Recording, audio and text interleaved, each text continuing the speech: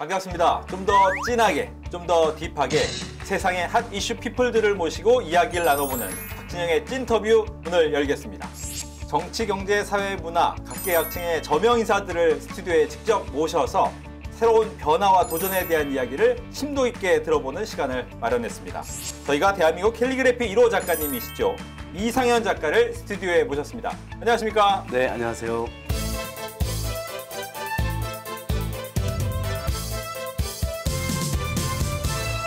제가 좀 고민을 많이 했습니다. 어떻게 소개를 해드려야 잘 소개를 해드릴 수 있을까에 대해서 고민을 하다가 쓰신 직접 작품을 보다 보니 글씨로 이야기를 해주시는 분이 아닌가, 글씨로 무언가를 표현해 주시는 분이 아닌가라는 생각이 들었는데 마음에 드시는지요?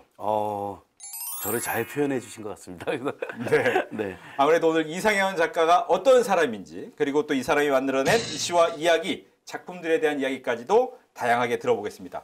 먼저 이 사람의 이야기, 이상현 파워 보고서부터 만나보시죠.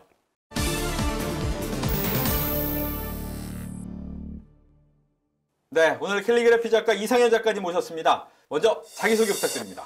네, 안녕하세요. 저는 붓을 잡은 연기자 이상현입니다. 네, 붓을 잡은 연기자. 연기자 출신입니까? 라고. 아니, 다들 그렇게 바라봐 주시더라고요. 네. 배우신가? 왜냐면 수염도 있고 막 이러니까. 그렇죠. 영화 배우 느낌이 좀 납니다. 예. 그런데 저는 연기자 출신이 아니고요. 네.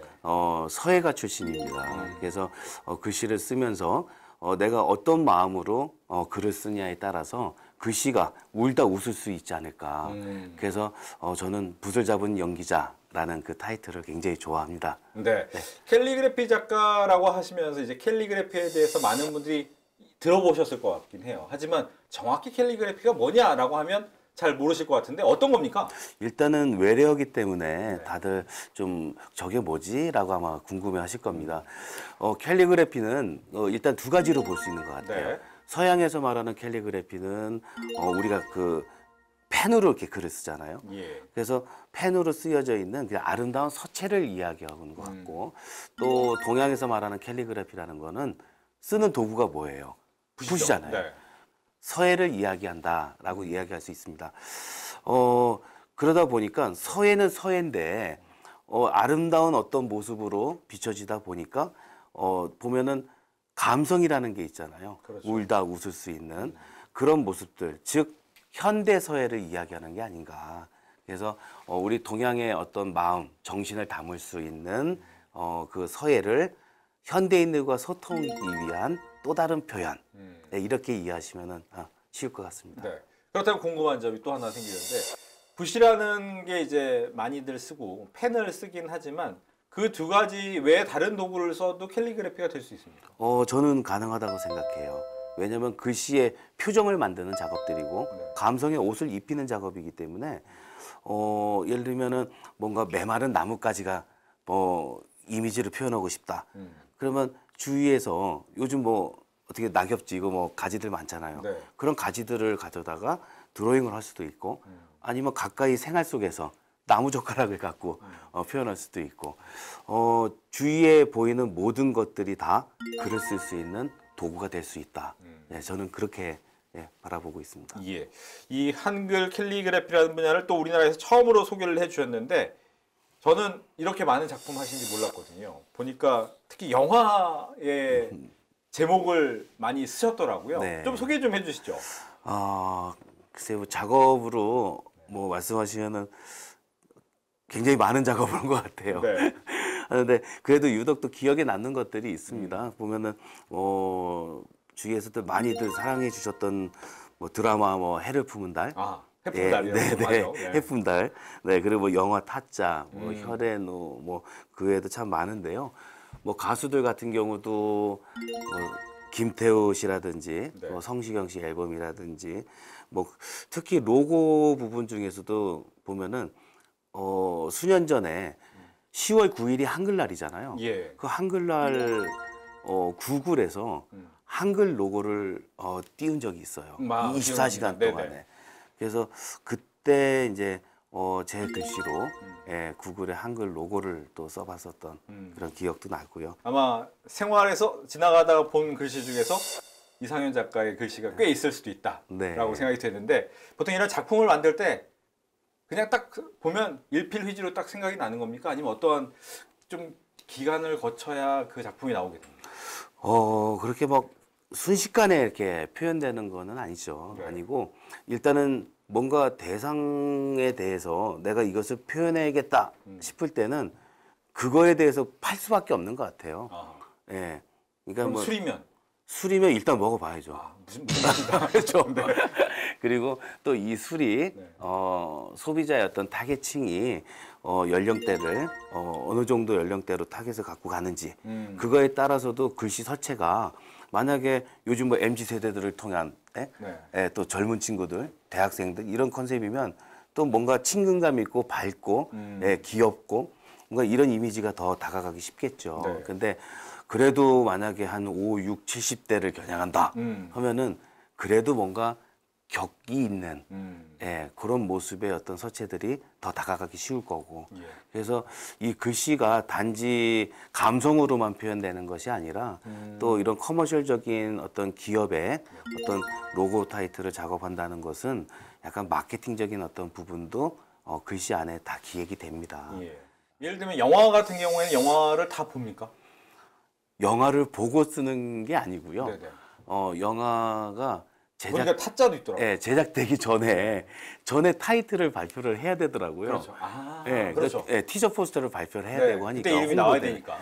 그러니까는 작가 입장에서는 차라리 영화 한 편을 딱 보고 마지막에 네. 이 감동으로 딱 글을 쓰면 얼마나 좋을까. 근데 그런 그게 생각- 안 됩니다. 안 되고 예. 그 전에는 이제 시나리오를 먼저 받아서 봐야 되고 네.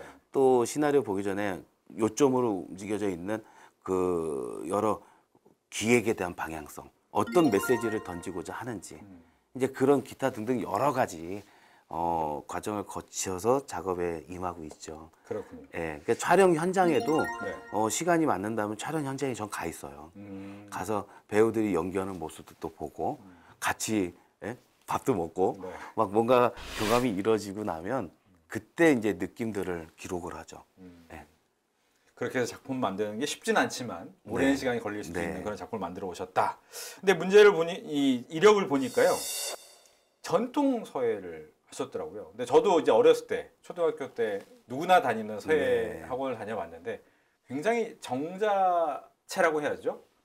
그런 글씨를 써 오시던 분이 캘리그라피는 약간의 자유로움이 담겨져 있는데 갑자기 이렇게 바꾸게 된 이유는 어디에 있을지 궁금해졌어요. 저는 서예를 참 좋아합니다. 이렇게 좋은 우리 예술이 있을까? 그러니까 이 문화에 대해서 나는 무조건 이 길을 가야 되고 또 이 길에 대해서 이 문화를 나는 무조건 지켜야겠다. 이런 생각을 갖게 됐어요. 그래서 어릴 때부터 서예를 했던 이유란 건 다 비슷할 겁니다. 너무 까불어서. 맞습니다. 차분해져라. 좀. 너 어쩌면 이렇게 산만하냐. 네. 그런 과정에서 다 서예학원들을 아마 간 기억들이 있을 겁니다. 그런데 그렇게 까불이었던 제가 이제 서예를 하게 됐던 과정도 그렇고 또 부모님이 대학을 서예과를 가는 거에 대해서 정말 반대하셨고 그래서 저 몰래 시험 봤어요. 몰래 시험 봐갖고 공부하고 그러다가 이제 입학을 하게 된 사례여서 누구보다도 더 열심히 해야 되고 이 문화를 지킨다. 이런 사명감이 컸던 것 같습니다. 그런데 이렇게 정말 좋은 제가 좋아서 선택한 이 길이 네. 밖에 나오면 다들 배고프지 않아? 음. 나는 그 말이 저는 너무 싫었어요. 왜 배고파야 되고 우리 전통 문화 예술을 하는 사람이 남들의 선입관이 왜 배고픈 예술이어야 되고 그건 그렇지 않다고 생각합니다. 그래서 이거를 뭔가 대중들이 먼저 우리 문화를 정말 우러러 볼 수 있게 만들어야겠다. 네. 그리고 또 하나 대한민국의 전 가정에 벼루가 하나씩 있었으면 좋겠고 대한민국의 모든 사람이 네. 다 붓 한 번씩은 잡았으면 좋겠다. 이런 생각이 들었던 거죠. 그래서 어떻게 하면은 우리 서예 문화가 대중들 가장 가까이 갈 수 있을까 고민했던 게 바로 디자인이었습니다. 디자인 하면은 다들 특정한 전문가들이 하는 걸로 그렇죠. 다 느껴지잖아요. 네. 근데 제가 생각하는 디자인이라는 건 우리 모두가 디자인하면서 살아가고 있다라는 거예요. 그러니까 보면은 지금 오늘 무슨 옷을 입지? 네. 오늘 날씨에 따라서 또 장소나 어떤 상황에 따라서 내가 오늘 머리 스타일을 어떻게 해야 되지? 그러니까 이 스스로가 내 몸을 디자인하고 있는 거잖아요. 지금 앉아있는 의자, 이렇게 테이블, 모든 게 다 제품 디자인. 또 거리에 뭐 아름다운 어떤 환경, 정말 건물의 모습들 하나하나가 건축 디자인, 환경 디자인. 우린 디자인이라는 모든 울타리 안에서 살아가는 거더라고요. 그래서 그러면 어려울 게 없잖아요. 그렇죠. 우리 생활에 디자인과 호흡할 수 있으면 우리 문화가 자연스럽게 배어 들어가는 건데, 그래서 그때부터 디자인 회사를 문을 두들기고 다녔던 것 같아요. 서예를 이용한 디자인을 하는. 네. 컴퓨터 글씨 이제 그만 쓰시고 좀 우리 글씨로 한국적 디자인을 좀 만들어 주시면 안 될까요? 라고. 정말 우리나라에서 가장 또 유명하다고는 그런 막 광고 기획사 막 이런 데 있죠. 네. 처음에 들어갈 때 그때 워낙 좀 젊었던 아무것도 몰랐던 나이라 이게 뭐 사원증을 대고 들어가는 것도 몰라서 그냥 남들 들어갈 때 보면 저 한쪽이 항상 그냥 돌더라고요. 네. 지하철도 좀 그런 게 있잖아요. 그래서 그럴 때 몰래 숨어 들어가고 네, 참 여러 회사들 많이 찾아다녔고 네. 또 뭐 빈 책상 위에 그런 어떤 이야기를 담은 그런 편지들도 놔두고 오고 관심을 좀 가져주세요. 이렇게 많이 두들겨 봤던 것 같아요. 네. 그래서 이제 캘리그래피가 조금은 또 가까워졌다라고 생각이 되는데 네. 이게 단순하게 디자인뿐만 아니라 작품 전시도 꽤 많이 하셨더라고요. 좀 기억에 남는 전시회 같은 게 있습니까? 전시 굉장히 전 중요하게 생각합니다. 왜냐하면 캘리그래퍼라는 이 직업이 커머셜 상업적인 로고 타이틀을 쓰는 직업이 아니거든요. 사람들은 그렇게 알 수도 있겠죠. 네, 그러니까 그렇게 홍보를 했던 거죠. 네. 우리 서예를 대중들에게 친근감 있게 가려고. 근데 본질은 서예잖아요. 그래서 서예는 서예인데 너무 전통과 멀어지지 않는 중간적인 입장에서 그렇다면 현대 서예라는 이름으로 한번 전시를 해보면 어떨까. 그래서 또 그것 또한 사례가 나와야 이런 거야라는 평가의 무대가 만들어지잖아요. 그래서 개인전을 시작하게 됐던 거죠. 그래서 여러 차례 개인전들을 도전을 했고 또 해외에 나가서도 또 우리 한글과 아리랑이라는 그 문화를 홍보를 해야겠다. 그래서 여러 나라를 다녔던 것 같습니다. 근데 그 중에서도 가장 기억에 남는 그 전시가 있다면 그 지구 반바퀴. 네. 그 아르헨티나에서의 전시였었어요. 어떤 전시였어요? 그때도 어떻게 보면 이제 우리 한글의 아리랑이라는 모습을 갖고 그 국립현대미술관의 전시였었어요. 그래서 그때 전시에 대한 반응 또한 어떻게 보면 지구 반바퀴 멀리 있는 사람들이 우리 글씨를 근데 너무 많은 사람들이 작품을 보고 감동을 하셨고 또 그때 전시에 작품들이 거의 대거 다 팔렸어요. 그래서 이 정도로 우리 문화 또 한글 이런 거에 대해서 외국에서는 정말 많이 이렇게 뭐랄까 높이 사고 있구나. 네. 근데 왜 우리는 정작 우리는 우리 문화를 그렇게 높이 보지 못하고 있을까? 근데 요즘은 그래도 많이 바뀌어가고 있는 것 같아요. 이제 글씨를 좀 보다 보면 약간 피카소가 좀 생각나는 게 피카소가 추상화가라고 생각하지만 굉장히 정물화를 잘 그렸던 그럼요. 사람이었잖아요. 네. 그러니까 아마 처음에는 정자체 서예를 네. 열심히 하시다가 어느 순간 변화된 글씨를 써 오신 거잖아요. 네. 근데 그게 이런 새로운 변화된 글씨를 쓸 때 어떤 영감을 받습니까? 아니면 그것도 연습 과정에서 나오는 겁니까? 글쎄요, 저는 전통 서예를 전공을 했잖아요. 했고 또 더군다나 한글 전공이 아니라 한문 서예였었어요. 네. 대부분 그 시대는 네, 또 네. 한문 서예를 가르칩니다. 네. 저도 배웠기 때문에. 그러세요? 네. 그래서 한문 서예를 쭉 해오다가 네. 대중들하고 이제 소통을 해야지라고 생각하는 그 시점에서는 한자를 갖고 이야기하니까 아이들도 힘들어하고 네. 그래서 이거를 한글이어야 되나. 근데 우리는 아마 많은 분들은 우리 한글이 참 위대하고 가치 있는 거지만 다들 한글에 대해서는 글쎄요 너무 그냥 우리 생활이기 때문에 편하게 생각하실 수 있는지 모르겠지만 그냥 좀 예를 들어서 옷에 이렇게 한글이 들어가면 좀 안 입잖아요. 네? 그렇죠. 그런 경향이 있었죠. 네. 외국 글씨는 좀 그냥 입어도. 그죠. 네. 그냥 예전에 왜 유명 브랜드 스펠링 틀려도 네. 그런 거 가짜라도 그런 거 꼭 입어야 멋있는 것 같고. 음.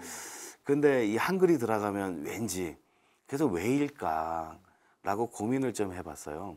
그랬더니 한글이 싫어서 안 입은 게 아니고 촌스러웠던 것 같아요. 예쁘지 않다. 네. 그게 왜일까? 원래 한글은 보니까 세로 타입으로 개발이 됐던 거더라고요. 그렇죠. 예전에는 예. 세로로 썼어요. 네. 근데 한글은 전 세계 문자 중에 유일하게 받침이 존재하는 문자예요. 맞습니다. 그 알파벳은 가로쓰기에 밑에 받침이 없기 때문에 아주 단정하죠. 네. 근데 우리는 가로쓰기, 세로쓰기로 만들어진 거를 가로쓰기로 놓으니까 받침이 있으니까 밑으로 뚝뚝 떨어진단 말이에요. 위아래 이제 네, 차가 네, 생긴 네. 거죠. 네. 그러니까 들쭉날쭉하고 또 획이 많았다 적었다. 그러니까 아마 뭐 시각적인 어떤 정리에서 좀 산만했던 게 아닐까 우리 한글이. 그래서 그랬던 한글이지만 이거를 대중들과 소통하고 또 우리나라 한류 문화라는 것을 우리 한글을 위대하게 표현할 수 있는 방법이 없을까라고 고민했던 것이 오히려 단점이 있다면 장점으로 가자. 그래서 그 한글의 받침을 저는 더 강조하는 작업들을 해요. 네. 오히려 더. 네네네. 그래서 만약에 뭐 한글 그러면 뭐 한두 받침이 있지만 글의 리을을 뭐 길게 뺀다든지. 네네네. 그러니까 이게 하나의 어떤 문자라기보다는 이미지로 바뀌는 거더라고요. 네. 그래서 그런 작업들을 하다 보니까 네. 캘리그래피의 또 다른 평가가 이루어진다는 거죠. 그래서 전통을 전공했던 이상현이지만 대중들과 친근감 있는 모습으로 다가가기 위해서 선택했던 그 한글 문화가 지금은 새로운 현대사회적인 어떤 이미지로 더 발전한 게 아닌가. 그러다 보니까 참 다행이게 이런 고민이 있었어요. 정말 이게 너무 위대하고 좋은데 그냥 이게 유행으로 끝나는 거 아닐까? 네, 이 문화가 잠깐 이슈가 됐다가 그냥 쑥 없어지는 예술이 될까? 그래서 이거를 좀 지켜보고 싶었고 그런데 너무 다행인 게 네. 정말 오래전에 미술 교과서에 캘리그래피가 들어갔습니다. 그랬군요. 네, 몰랐습니다. 네. 그래서 지금 초, 중, 고등학교 미술 교과서에 보면 캘리그래피가 소개가 되고 있고, 네. 그래서 너무 흐뭇한 일 중에 하나죠. 네. 그러니까 뜻깊은 일을 또 만들어내셨는데 네, 네. 보니까 이제 여러 분야를 앞서가시고 또 거기에 대해서 개척하고 앞서 직접 광고기획사로 찾아갔다. 네, 라고 네. 얘기까지 해주셨는데 취업 아마 처음 요즘에 취업을 준비하시는 분들이 비슷한 입장이실 것 같아요. 막막하고 어떻게 해야 될지 모르겠다라고 하면서 그냥 맨 땅에 헤딩을 해도 될까라는 생각도 할 것 같긴 한데 네. 그런 분들한테 어떤 얘기를 좀 해주고 싶으십니까? 조금 인생을 살면서 지금까지 좀 못 해본 게 있는 것 같아요. 기억 속에. 다 해보셨을 것 같은데요. 아니, 뭐, 못 해본 것도 더 많겠지만, 그래도 지금 딱 드는 생각이 직장 생활을 못 해봤던 것 같아요. 네. 그래서, 어디에 한 회사에 소속이 돼서 출퇴근을 해보고, 매달 월급을 타보고, 솔직히 그런 경험을 못 해봤습니다. 그런데 지금 제가 이 길을 선택해서 오다 보니까 네. 이런 얘기를 좀 드리고 싶습니다. 요즘 또 많은 분들이 또 취업을 갖고 고민하시는 분들도 많잖아요. 근데 직장은 없어도 직업은 있어야 된다. 그래서 내가 정말 원하는 게 무엇인지, 내가 정말 잘할 수 있는 일이 뭔지, 그래서 내가 할 수 있는 일을 찾는 것이 더 중요하지. 내가 지금 월급을 받기 위한 직장이 중요하지 않지 않나. 물론 뭐 직장이 필요하신 분들도 계시겠지만 예. 평생 직장은 없어도 평생 직업은 맞습니다. 갖고 있어야 된다. 예. 알겠습니다. 아마 많은 취업인들이 직장을 갖고 싶어 하시겠지만 본인이 네. 좀 더 좋아하는 일이 뭔지 한번 찾아보면 더 좋을 것 같습니다.